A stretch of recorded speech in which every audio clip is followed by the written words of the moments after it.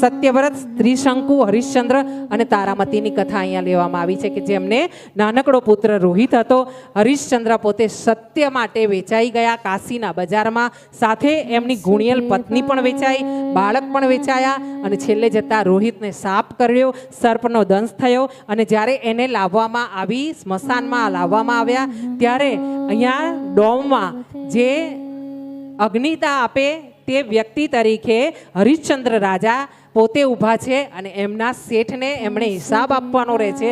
એટલે દરેક મળદું આવે, સબ આવે, એને પૈસા લઈને, કર લઈને પછી એનો અગ્નિદાહ દેવાનો આ એની નિયમ છે. જ્યારે પોતાની પત્ની પોતાના બાળકનું જ સબ લઈને, તારામતી રોહિતના સબને લઈને આવી છે ત્યારે હરિશ્ચંદ્ર રાજાએ ના કીધી છે કે હું કર નહીં આપો ત્યાં સુધી આપ તમારા બાળકને અગ્નિદાહ નહીં દેવા દઉં, ચાહે મારું બાળક હોય તો પણ. અને આમ હરિશ્ચંદ્ર રાજા આ પોતાની ટેકના ટેકીલા એવા હરિશ્ચંદ્ર રાજા આપણા ભારત દેશમાં થઈ ગયા. છેલ્લે જતા મા તારામતીએ પોતાની જે સાડી આછી પાતળી ઓઢી હતી ને એનો એક કટકો ફાડીને અડધો કટકો હરિશ્ચંદ્રને દાપામાં કરમાં આપ્યો. ત્યારે જતા રોહિતને અગ્નિ સંસ્કાર માટે હરિશ્ચંદ્ર રાજાએ એના ચિતા ઉપર મૂકવા દીધો.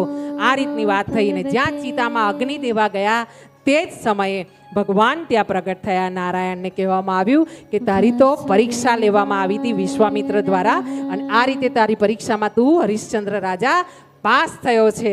અને આમ હરિશ્ચંદ્ર રાજાની જય જયકાર થઈ છે પૃથ્વી પર.